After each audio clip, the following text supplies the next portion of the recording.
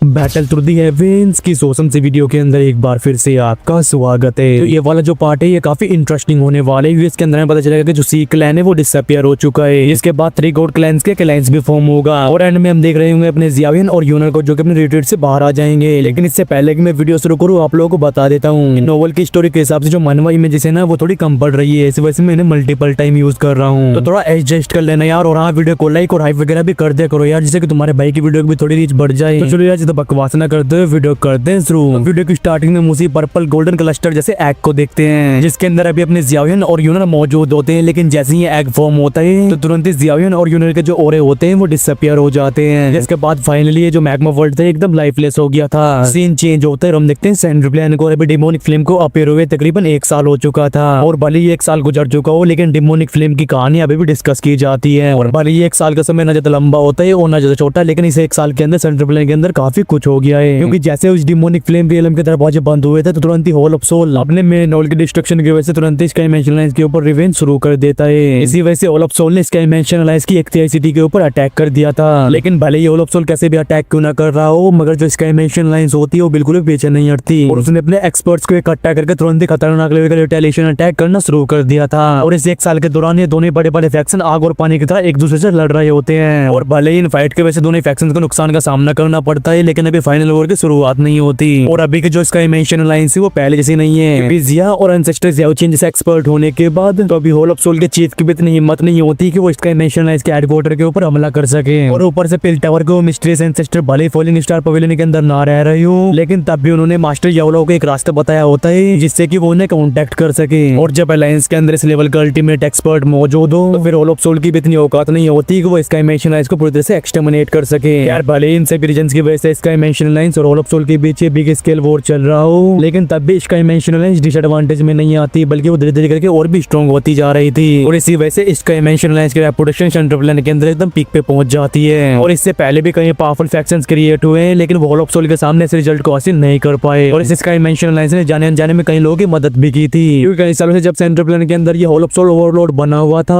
उसकी ओवरलॉर्ड की position sky mention lines के पास आ चुकी है। और इस टाइम के दौरान जो हुन क्लैन होता है वो हॉल ऑफ सोल की कुछ खास मदद नहीं करता। और भले ही हुन क्लैन ने कुछ एक्सपर्ट्स को भेजा हो, लेकिन ये हॉल ऑफ सोल की कुछ खास मदद नहीं कर पाते। और उन क्लैन के ऐसे एक्शंस को देख के मास्टर यावलो और बाकी सभी लोग ऐसे लगता है कि ये सब उस एंशिएंट क्लैन के एग्रीमेंट की वजह से है। और भले ही स्काई मैंशन लाइंस और हॉल ऑफ सोल के बीच अभी वॉर चल रहा हो, लेकिन तब भी मास्टर यावलो और बाकी सभी लोग उस पीड़ा फेंग डिमोनिक फ्लेम की डिसेंट होने वाली जगह को नहीं बोलते। और इसी वजह से इनका ध्यान लगातार उस जगह के ऊपर बना रहता है। लेकिन जब हर बार ये चेक किया करते थे तो इनके हाथों में सिर्फ निराशा ही आती है, क्योंकि पिछले 1 साल के अंदर उस जगह पे कोई भी एक्टिविटी नहीं हुई थी। और अगर अभी जिया के हाथ में वो ड्रैगन सील मौजूद ना होती तो फिर सभी को ऐसा ही लगता है जियावियन और यूनर के साथ कोई एक्सीडेंट हो गया है। और इसी वजह से इनके पास कोई और ऑप्शन नहीं होता, ये अपना सारा ध्यान हॉल ऑफ सोल के साथ वॉर के ऊपर लगाते हैं। यार जब सेंट्रल प्लेन के अंदर सभी का ध्यान स्काई मैंशन लाइंस और हॉल ऑफ सोल की बैटल के ऊपर होता है तो फिर न जाने कहां से पूरे कॉन्टिनेंट के अंदर एक और शॉकिंग न्यूज फैलती है। और ये न्यूज होती है कि जो ऑटो एंशिएंट क्लैंस में से सी क्लैन है वो कुछ ली क्लैन की तरह ही मिस्टीरियस तरीके से इस कॉन्टिनेंट से गायब हो चुका है। और इस न्यूज के फैलते ही जो पूरा सेंट्रल प्लेन होता है वो एकदम क्योस में जा चुका था, क्योंकि सी क्लैन 8 एंशिएंट क्लैंस में से एक था। और भले ये गो और हुन क्लैन जितना पावरफुल ना हो, लेकिन फिर भी 8 एंशिएंट क्लैंस में से किसी एक क्लैन से भी नॉर्मल पावर कंपेयर नहीं कर सकती। हालांकि सी क्लैन अपनी प्रोफाइल को काफी लो रखता था, लेकिन इनके शांत रहने का मतलब ये नहीं है कि इनके पास स्ट्रेंथ नहीं है। और अगर इनकी फाइटिंग स्ट्रेंथ की बात की जाए तो फिर इनकी जो फिजिकल बॉडी होती है वो उससे काफी स्ट्रॉन्ग होती है। और अगर बात करें डिसअपियर हो चुके लिंक क्लैन की तो ये लोग उससे तो कहीं ज्यादा स्ट्रॉन्ग ही थे, क्योंकि सी क्लैन के अंदर भी कुछ ऐसे पावरफुल इंडिविजुअल्स होते हैं जिनकी फाउंडेशन कुछ ज्यादा ही स्ट्रॉन्ग थी। लेकिन ये एंशिएंट क्लैन जो कैसे पावरफुल फाउंडेशन को पोजेस करता था ये एक रात के अंदर से मिस्टेरियस तरीके से गायब हो चुका है। और इस क्लैन की डिसअपियरेंस के बारे में सोचते ही अच्छे के रोंगटे खड़े हो जाते हैं। और सी क्लैन की जो डिसअपियरेंस होती है वो एकदम लिंक क्लैन जैसी थी, क्योंकि इन दोनों के डिसअपियर होने से पहले इन दोनों के जो रियलम थे वो एकदम बंद हो गए थे।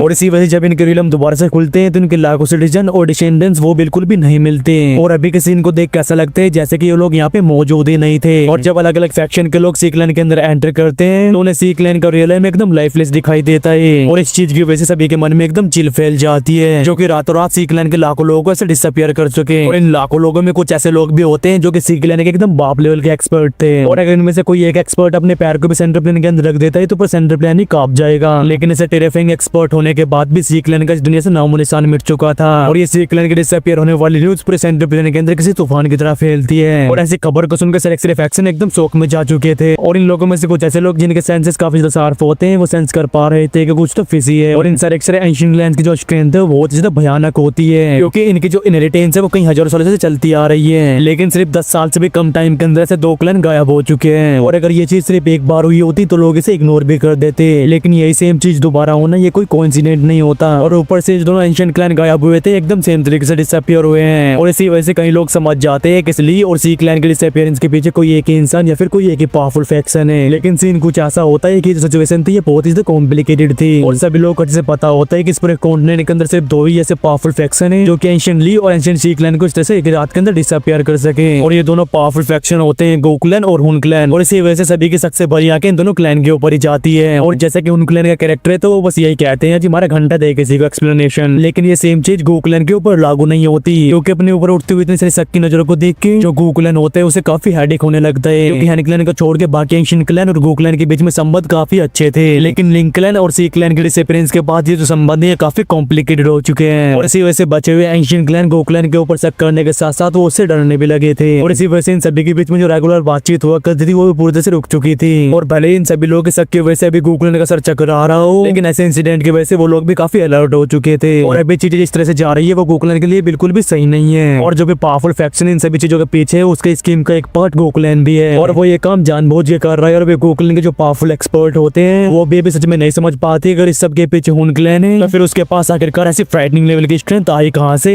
और इसने सी क्लैन और लिंक क्लैन को इस तरह से डिसअपीयर किया है, बाकी के एंशिएंट क्लैंस में से किसी को भी इसकी भनक नहीं लगी। और अगर अल्टरनेटिव की बात की जाए तो फिर हो सकता है कि सेंट्रल प्लेन के अंदर एक ऐसा पावरफुल फैक्शन छुपा हुआ हो जिसके बारे में किसी को कुछ पता ही नहीं है। खैर अभी गो क्लैन कुछ भी गैस क्यों ना कर रहा हो, लेकिन अभी उनके पास कोई सबूत नहीं होता जिससे कि वो अपने आप को इनोसेंट साबित कर सके। और भले इस वजह से लोग उनके ऊपर शक कर रहे हो और उनसे डर भी क्यों न रहे हो, लेकिन फिर भी वो शांति रहते हैं। और जब गो क्लैन और हुन क्लैन इस मामले के ऊपर अपनी शांति बनाकर रखते हैं तो फिर बचे हुए 3 एंशिएंट क्लैन जो कि याओ क्लैन, यान क्लैन और लिन क्लैन होते हैं, उन्होंने सी क्लैन के डिसअपीयरेंस के 1 महीने बाद अपनी अलायंस के बारे में अनाउंस किया था। और इस अलायंस का नाम होता है 3 ग्रैंड अलायंस जो कि 3 गॉड क्लैन के बीच में फॉर्म हुई थी। और इस अलायंस के फॉर्म होने के बाद बाकी के फैक्शंस के ऊपर काफी बड़ा प्रभाव पड़ा था, क्योंकि एंशिएंट टाइम से भी ये पहली बार जब 3 एंशिएंट क्लैंस मिलकर एक अलायंस को फॉर्म कर रहे हैं, क्योंकि सारे एंशिएंट क्लैन काफी कॉम्पिटिटिव और उनके बीच कॉन्फ्लिक्ट भी होते हैं। और इसी वजह से इन तीनों ही क्लैंस के लिए सारी चीजों को बोल के इस अलायंस को फॉर्म करना बिल्कुल भी आसान नहीं रहा होगा। लेकिन इस अनजाने खतरे की वजह से इन तीनों क्लैंस को ये डिसीजन लेना पड़ा, क्योंकि इन तीनों क्लैन में से कोई भी अगला सी क्लैन या फिर लिंक क्लैन नहीं बनना चाहता था, क्योंकि वो मिस्टीरियस एग्जिस्टेंस बिना किसी को भनक लगे हुए सी क्लैन और लिंक क्लैन को डिसअपीयर कर पाया है। और कहीं अगर उसकी नजर इन तीनों क्लैन में से किसी क्लैन के ऊपर पड़ जाती है तो फिर ये लोग भी उस पावरफुल एग्जिस्टेंस को नहीं रोक पाएंगे। और इसी वजह से अपने क्लैन की दाऊदी ब्लड लाइन को प्रोटेक्ट करने के लिए इन सभी के पास अलायंस को फॉर्म करने के अलावा कोई और ऑप्शन नहीं होता।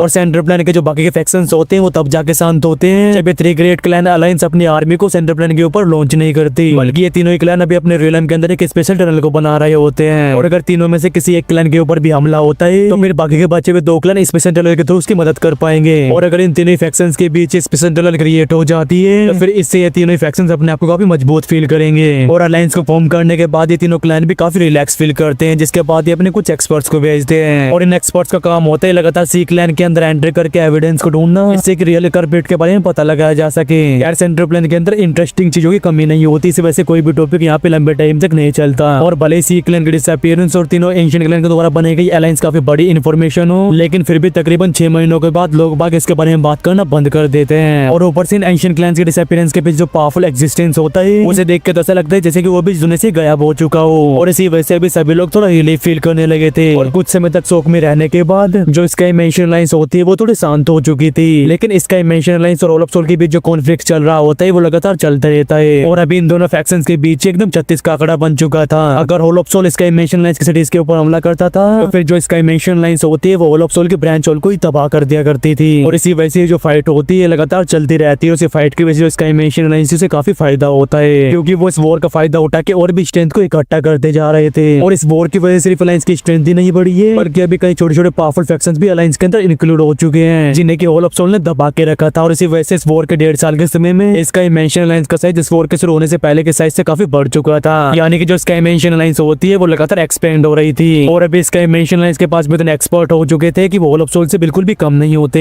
और इस बैटल के दौरान इकट्ठा हुई स्ट्रेंथ अलायंस को और भी मजबूत बनाती है। और भले ही अलायंस की स्ट्रेंथ इस तरह से बढ़ती जा रही हो, लेकिन फिर भी एक चिंता मास्टर यावलो की टोली का पीछे नहीं छोड़ती। और ये चिंता ज़ियाविन के अलावा और किसकी हो सकती है। और अब ज़ियाविन को डिमोनिक फ्लेम के अंदर गए हुए तकरीबन 1.5 साल हो चुके हैं। और इस 1.5 साल के दौरान मास्टर यावलो और बाकी किसी को भी ज़ियाविन से रिलेटेड कोई न्यूज नहीं मिली। और इस चीज की वजह से भी कई लोगों के दिल एकदम चिंता से भर चुके थे। और भले ही सभी की नजरों में मास्टर यावलो स्काई मेंशन अलायंस के चीफ हो, लेकिन सबका जो मेंटल सपोर्ट होता है वो अपना ठरकी जियावियान ही होता है। और इसी वजह से इन सभी लोगों को ऐसा लगता था कि जब तक जियावियान इन्हें सपोर्ट कर रहा है तब तक इसका इमेजिनेशन इसके कोई बाल भी नहीं उखाड़ सकता। लेकिन भले ये लोग कितनी भी चिंता क्यों ना फील कर रहे हो, लेकिन जो रियलिटी होती है वो काफी क्रूवल होती है, क्योंकि वो डिमोनिक फ्लेम वाली जगह कोई भी एक्टिविटी नहीं दिखाती और जो समय होता है वो कभी भी किसी के लिए नहीं रुकता। और इसी वजह से जब डिमोनिक फ्लेम रियलम को बंद हुए 2 साल गुजर चुके थे तो फिर बाकी के मेंबर्स के मन में जो उम्मीद की किरण होती है वो भी काफी डिम हो चुकी थी। और इस सिचुएशन का तो मास्टर याओ की टोली भी कुछ नहीं कर सकती थी। इसी वजह से वो होल ऑफ सोल के ऊपर अटैक बंद करके अपने डिफेंसेस को और भी पावरफुल कर लेते हैं। जब इतने लंबे टाइम के बैटल की वजह से इसका इमेजिनेशन एकदम बदल चुकी थी तो वो डिमोनिक फ्लेम रियलम जो कि पिछले 2 सालों से एकदम शांत रहा था उसमें आज के दिन एक एक्टिविटी होती है। लेकिन आज का भी जो डिमोनिक फ्लेम रियलम था वो एकदम हॉट रहा था और अभी आसमान में वो बड़ा सा क्रिस्टल एग फ्लोट कर रहा होता है। और अभी जो क्रिस्टल एग होता है ये काफी खतरनाक तरीके से चमक रहा होता है। और अभी पूरे डिमोनिक फ्लेम रियलम के अंदर साइलेंस फैला हुआ था, लेकिन ये जो साइलेंस होता है थोड़े टाइम के लिए चलता है, क्योंकि थोड़े टाइम के बाद ही पूरे रियलम के अंदर एक क्रैक की आवाज गूंजती है। और अगर कोई ध्यान से उस क्रिस्टल एग को देगा तो अभी उसे दिखाई देगा कि उसके सरफेस पे क्रैक बन चुका है। और जैसे इस क्रिस्टल एग के ऊपर ये पहला क्रैक अपीयर हुआ था धीरे धीरे करके इस पूरे अंडे के ऊपर और भी क्रैक्स आने लगते हैं और एंड में जाके इस क्रिस्टल एग का जो ऊपरी हिस्सा होता है वो क्रैक होकर नीचे गिर जाता है। और जब ये बड़ा सा एक क्रैक हुआ था तो तुरंत एक गोल्डन और एक पर्पल फायर प्ले ऊपर की तरफ शूट हो जाते हैं और तभी एक बैंग साउंड के साथ जो गोल्डन और पर्पल एनर्जी होती है पूरे आसमान में फैल जाती है। और तभी ये जो फायर प्लेयर ऊपर की तरफ शूट हुआ था इसके अंदर से एक हाथ बाहर आता है और जब इस हाथ के साथ ये पूरा बंदा फायर प्लेयर के अंदर से बाहर आता है तो हमें पता चलता है कि ये तो अपना ठरकी जियावियान है। और जब जियावियान खतरनाक तरीके से अपनी बॉडी को स्ट्रेच करता है तो उसकी बॉडी के अंदर से ऐसे साउंड बाहर आते हैं जैसे कि आसमान में बादल गरज रहे हो। और अभी इस फायर प्लेयर के अंदर से बाहर आने वाले जियावियान की बॉडी के ऊपर एक भी कपड़ा मौजूद नहीं होता और अपनी बॉडी को अच्छे से स्ट्रेच करने के बाद जियावियान कहता है कि फाइनली मैं रिट्रीट से बाहर आ चुका हूँ। और अभी जियावियान जो कि डिमोनिक फ्लेम को रिफाइन करते टाइम टकला हो चुका था उसके बाद उसके कंधे तक बह रहे थे और इसकी वजह से जियावियान की जो अपीयरेंस होती है वो काफी हैंडसम लग रही थी। और अगर अभी जियावियान की आंखों को ध्यान से देखा जाए तो फिर उसकी आंखों के अंदर अभी 2 छोटे छोटे फायर लोटस मौजूद थे और जैसे ये लोटस रोटेट होते हैं तो इनके अंदर से एक मिस्टीरियस सक्शन फोर्स क्रिएट होती है और इस सक्शन फोर्स को देख कैसा लगता है जैसे कि किसी की सोल को भी खींच सकते हैं। यार अभी जियावियान इस फायर पिलर से बाहर आया था तब भी एक प्यारी सी आवाज जो कि एम्बैरेसमेंट से भरी हुई थी वो जियावियान के कानों में एंटर करती है। वो आवाज कहती है कि बिग ब्रदर जियावियान आप अपने कपड़े क्यों नहीं पहन रहे हो। और इस आवाज को सुनकर तुरंत जियावियान पीछे मुड़कर देखता है जहाँ पे कि अभी यूनर मौजूद थी और अभी उसकी भी बड़े बड़े बार किसी झरने की तरफ उसकी कमर तक बह रहे होते हैं। और भले यूनर काफी लंबे टाइम तक स्लम्बर स्टेट में रही हो लेकिन फिर भी अभी यूनर के ब्यूटीफुल चेहरे में एक अलग ही अट्रैक्टिवनेस आ चुकी थी। और अगर इसके साथ उसके चेहरे पे मौजूद वो एम्बैरेसमेंट से भरे एक्सपीरियंस को भी ऐड कर दिया जाए तो फिर एक बार देखने पे जो जियावियान होता है वो यूनर में खो जाता है। यार तभी जियावियान जिसने कभी भी कपड़े नहीं पहने होते वो धीरे धीरे करके खाली आसमान में आगे तरफ बढ़ने लगता है। जियावियान अपने सर को खुजाते हुए यूनर को कॉम्प्लीमेंट देते हुए कहता है कि मेरी वाइफ सच में काफी ब्यूटीफुल है। अबे भाई क्या आरामी बंदा है 2 साल तक नंगा रहने के बाद और इतना सब कुछ करने के बाद अभी भी इसके कपड़े पहनने का मन नहीं कर रहा है। यार तभी जियावियान अपने सर को उठा के आसमान को देखते हैं जहाँ पे कि चारों तरफ फिल्म फैली हुई थी।